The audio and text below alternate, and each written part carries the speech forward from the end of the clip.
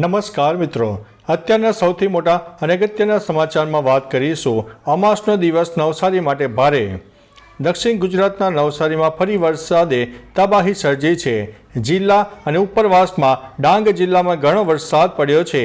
તેથી પૂર્ણા, અંબિકા અને કાવેરી નદીમાં જળ સપાટી વધી રહી છે. અંબિકામાં પાણી વધતા કાંઠાના ગામો અને બીલીમોરા શહેરના નીચાણવાળા વિસ્તારોમાં પૂર આવી શકે છે.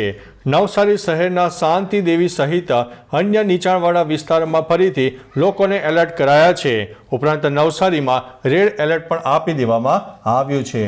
મિત્રો, અન્ય મહત્વના સમાચારની વાત કરીએ તો દિલ્હીમાં નિવૃત્ત IRS અધિકારીના ઘરમાં ઘૂસીને લૂંટનો પ્રયાસ. દક્ષિણ પશ્ચિમ દિલ્હીના પોશ વિસ્તારમાં વસંતી કુંજમાં લૂંટનો મામલો સામે આવ્યો છે. અહીં એક નિવૃત્ત ઇન્ટરનલ રેવન્યુ સર્વિસ એટલે કે IRS અધિકારીના ઘરે લૂંટનો પ્રયાસ કરવામાં આવ્યો હતો. લૂંટારુએ નિવૃત્ત IRS અધિકારીને પણ ચાકુ મારીને ઈજા પહોંચાડી હતી. જોકે અધિકારીને કોઈ ગંભીર ઈજા થઈ નથી. તેમની હાલત સારી છે. પરંતુ દિલ્હીના પોશ વિસ્તારમાં બનેલી આ ઘટનાએ લોકોને ચોંકાવી દીધા છે. મિત્રો, અન્ય મહત્વના સમાચારની વાત કરીએ તો ખરાબ વાતાવરણને કારણે હવાઈ સેવાને અસર. સમગ્ર ગુજરાતમાં ભારે વરસાદને કારણે ઠેર ઠેર પાણી ભરાયા છે. ખરાબ વાતાવરણને કારણે હવાઈ સેવાને પણ અસર થઈ છે. અમદાવાદ એરપોર્ટથી જતી આવતી 30 ફ્લાઇટ મોડી પડી છે. તેમાં જયપુર જતી અને મુંબઈથી આવતી જતી ફ્લાઇટને રદ કરવામાં આવી છે.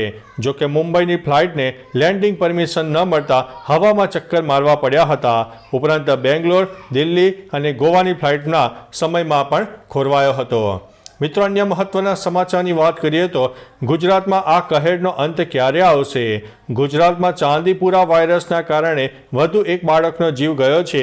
વડોદરાની SSG હોસ્પિટલમાં સારવાર લઈ રહેલા એક બાળકીનું મોત થયું છે. વડોદરામાં અત્યાર સુધીમાં ચાંદીપુરા વાયરસના 34 કેસ નોંધાયા છે, જેમાં 19 બાળકોના મોત થયા છે. હવે રાજ્યમાં વાયરસથી થયેલા મોતનો આંકડો 150ને વટાવી ચૂક્યો છે. ચાંદીપુરા પોઝિટિવ કેસની સંખ્યા 57 થઈ ગઈ છે. આ જીવલેણ વાયરસથી 66 દર્દીઓના મોત થયા છે. મિત્રો, અન્ય મહત્વના સમાચારની વાત કરીએ તો વરસાદને કારણે ડેમના દરવાજા ખોલાયા છે. દક્ષિણ ગુજરાતમાં મેઘરાજાએ જલવો જોવા મળી રહ્યો છે. ભારે વરસાદને કારણે સેલવાસમાં આવેલા મધુબન ડેમના 10 દરવાજા પણ 2 મીટર માટે ખોલવામાં આવ્યા છે. તો બીજી તરફ નર્મદા જિલ્લામાં આવેલા કરજણ ડેમની જળ સપાટીમાં વધારો થયો છે. આ ડેમના દરવાજા પણ 3 દરવાજા 1.6 મીટર સુધી ખોલાયા છે. ઉલ્લેખનીય છે કે દક્ષિણના જ નવસારી જિલ્લામાં ધોધમાર વરસાદ થયો હતો. અહીં 24 કલાકમાં સરેરાશ 4 ઇંચથી વધુ વરસાદ નોંધાઈ ગયો છે. મિત્રો, અન્ય મહત્વના સમાચારની વાત કરીએ તો જમ્મુ કાશ્મીરમાં વાદળ ફાટ્યું, હાઈવે બંધ. કેરળ, હિમાચલ અને ઉત્તરાખંડ બાદ શનિવારે મોડી રાત્રે જમ્મુ કાશ્મીરના ગાંદરબલ જિલ્લાના કંગન વિસ્તારમાં વાદળ ફાટ્યું છે, જેના કારણે અચાનક પૂર આવ્યું હતું. જેમાં પર્વત પરથી આવતા કાઠમાળ નીચે અનેક વાહનો અને મકાનો દટાયા હતા.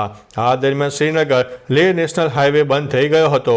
કાશ્મીર, ખીણ અને લદ્દાખ વચ્ચેનો સંપર્ક તૂટ્યો છે.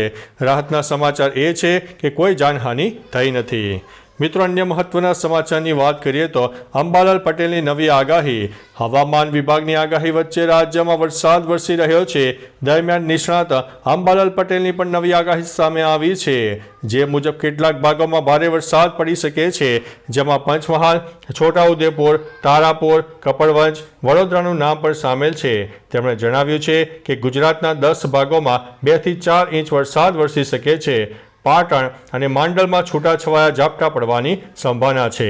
મિત્રો, અન્ય મહત્વના સમાચારની વાત કરીએ તો મંદિરની દિવાલ ધરાશાયી થતાં 8 બાળકોના મોત થયા છે. મધ્યપ્રદેશના સાગરના શાહપુરમાં હરદૌલ બાબા મંદિરમાં ચાલી રહેલા શિવલિંગ નિર્માણ કાર્યક્રમ દરમિયાન દિવાલ ધરાશાયી થતાં લગભગ 9 બાળકો કાટમાળ નીચે દટાયા હતા, જેમાંથી 8ના મોત થયા છે. ઘાયલ બાળકોને નજીકની હોસ્પિટલમાં સારવાર અર્થે લઈ જવાયા છે. આ દુર્ઘટના બાદ શાહપુર પોલીસ ઘટના સ્થળે પહોંચી હતી અને સ્થાનિક લોકોની મદદથી બચાવ કામગીરી હાથ ધરી હતી. મિત્રો, અન્ય મહત્વના સમાચારની વાત કરીએ તો ટ્રેનના ખાલી કોચમાં લાગી છે આગ. આંધ્રપ્રદેશના વિશાખાપટ્ટનમ રેલવે સ્ટેશન પર ટ્રેનના ખાલી કોચમાં આગ લાગી હતી. આ ઘટના સવારે 10 વાગ્યાની આસપાસ બની હતી. રાહતની વાત છે કે કોચમાં આગ લાગી ત્યારે કોઈ નહોતું, તેથી કોઈ જાનહાનિના સમાચાર નથી. આ ટ્રેન તિરુમાલા એક્સપ્રેસ હતી. તે 4 ઓગસ્ટ રવિવારે સવારે લગભગ 7:30 વાગે વિશાખાપટ્ટનમ વિજાગર રેલવે સ્ટેશન પર પહોંચી હતી. દરમિયાન ટ્રેનની 4 બોગીમાં અચાનક ભીષણ આગ ફાટી નીકળી હતી. મિત્રો, અન્ય મહત્વના સમાચારની વાત કરીએ તો હાઈવે પર ભેખડ ધસી પડી. સાબરકાંઠાના ખેરવાડા બાજુમાં આવેલા હાઈવે પર પહાડની ભેખડ ધસી પડતા વાહન વ્યવહાર અટકાયો હતો. ભેખડ હાઈવે પર ધસી પડતા વાહન વ્યવહાર ઉપર મોટી અસર થઈ છે. તેમાં મોટા પથ્થરો સાથે માટી પણ હાઈવે ઉપર આવી જતા રસ્તો બ્લોક થયો હતો. વિજયનગરથી 58 નંબરના હાઈવે ઉપર ભેખડ ધસી પડતા રોડ ઉપર મોટા પથ્થરો સાથે માટી પણ આવતા રોડ બ્લોક થઈ ગયો હતો. મિત્રો, અન્ય મહત્વના સમાચારની વાત કરીએ તો 80 કરોડ લોકોને મફત રાશન, છતાં ભારતીયો સૌથી વધુ કુપોષિત. કોંગ્રેસ અધ્યક્ષ મલ્લિકાર્જુન ખડગેએ શનિવારે સંસદમાં કહ્યું છે કે વિશ્વમાં સૌથી વધુ કુપોષિત લોકો ભારતમાં છે. ઊંચા દાવા કરનારા પીએમ મોદી માટે આ શરમજનક છે. મોદી સરકાર દેશના 80 કરોડ લોકોને મફત રાશન આપવાનો દાવો કરે છે, પરંતુ હજુ પણ લગભગ 10 કરોડ લોકો આ દાયરાથી બહાર છે, કારણ કે 2021થી વસ્તી ગણતરી થઈ નથી. ખડગેએ આ માટે મોંઘવારી પણ અન્ય કારણ ગણાવી છે. મિત્રો, અન્ય મહત્વના સમાચારની વાત કરીએ તો હિઝબુલ્લાએ ઇઝરાયલ પર રોકેટો છોડ્યા છે. સ્થિતિ હવે તંગ બની છે. મધ્ય પૂર્વમાં સ્થિતિ વધુ તંગ બની છે. ઈરાન અને તેના સાથીઓએ હમાસના રાજકીય નેતાની હત્યાનો જવાબમાં હિઝબુલ્લાએ ઇઝરાયલ પર રોકેટો છોડ્યા છે. હવે સમગ્ર વિસ્તારમાં યુદ્ધની શક્યતા વધી ગઈ છે. AFPના અહેવાલો અનુસાર ઇઝરાયલના સાથી અમેરિકાએ કહ્યું છે કે તે આ ક્ષેત્રમાં યુદ્ધ જહાજો અને ફાઇટર પ્લેન મોકલશે, જ્યારે પશ્ચિમી સરકારોએ તેમના નાગરિકોને લેબનોન છોડી દેવાની અપીલ કરી છે. મિત્રો, અન્ય મહત્વના સમાચારની વાત કરીએ તો અમદાવાદમાં મેઘરાજા બોલાવશે સટાસટી. અમદાવાદમાં છેલ્લા 2 દિવસથી વરસાદી માહોલ છે. ઉપરાંત સાંજના સુમારે ધોધમાર વરસાદ ખાબક્યો હતો. સવારથી વાદળછાયું વાતાવરણ જોવા મળ્યું હતું. હવામાન વિભાગની આગાહી પ્રમાણે અમદાવાદમાં હજુ પણ ભારે વરસાદની સંભાવના છે. બીજી બાજુ સુરત, નવસારી, વલસાડ, દમણ, દાદરાનગર હવેલીમાં પણ રેડ એલર્ટ આપવામાં આવ્યું છે. બનાસકાંઠા, સાબરકાંઠા, અરવલ્લીમાં ઓરેન્જ એલર્ટ આપી દેવામાં આવ્યું છે. મિત્રો, અન્ય મહત્વના સમાચારની વાત કરીએ તો 4000થી વધુ કાવડિયા પદયાત્રા માટે નીકળ્યા છે. ગુજરાતમાં પવિત્ર શ્રાવણ માસનો શરૂઆત થઈ રહી છે.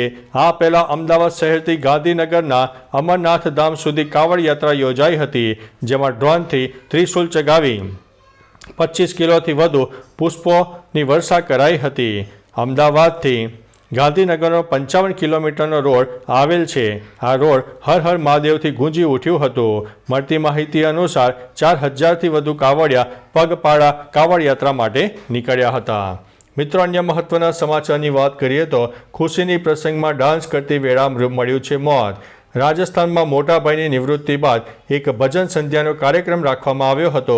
તે વેળા લોકોને ખુશીની પળો માણી રહ્યા હતા. ત્યારે ભજન સંધ્યામાં નૃત્ય કરતી વખતે એક શિક્ષકને અચાનક હાર્ટ એટેક આવ્યો અને તેમનું અવસાન થયું હતું. સ્થળ પર લોકોએ તેમને લગભગ 10 મિનિટ સુધી CPR આપ્યું, પરંતુ તેમને બચાવી શકાયા નથી. આ ઘટના બાદ ખુશી માતમમાં ફેરવાઈ ગઈ હતી. મિત્રો, અન્ય મહત્વના સમાચારની વાત કરીએ તો જનતાનો અવાજ. વરસાદમાં ખાડા પડતા જ કોર્પોરેટરો ખોવાયા છે. અમદાવાદમાં માત્ર 1 ઇંચ વરસાદના પગલે ઠેર ઠેર ખાડાઓ જોવા મળી રહ્યા છે અને રોડ પર વાહન લઈને પસાર થવું પણ મુશ્કેલ બન્યું છે. ત્યારે શહેરના અસારવા રોડ પર ખાડા રાજ હોય તે વાત નકારી શકાય તેમ નથી. લોકો કહે છે કે વરસાદ પડતા જ સ્થાનિક કોર્પોરેટરો ખોવાઈ ગયા છે અને કોઈને મળે તો તે હાજી સત્તાની ચાલી મોકલજો. કોર્પોરેટરને શોધે તો તેની ઇનામ પણ જાહેરાત કરી છે. તો ચાલો મિત્રો, ફરીથી દેશ અને દુનિયાના સુપરફાસ્ટ સમાચાર લઈને મળતા રહીશો. ત્યાં સુધી અમને રજા આપશો. નમસ્તે.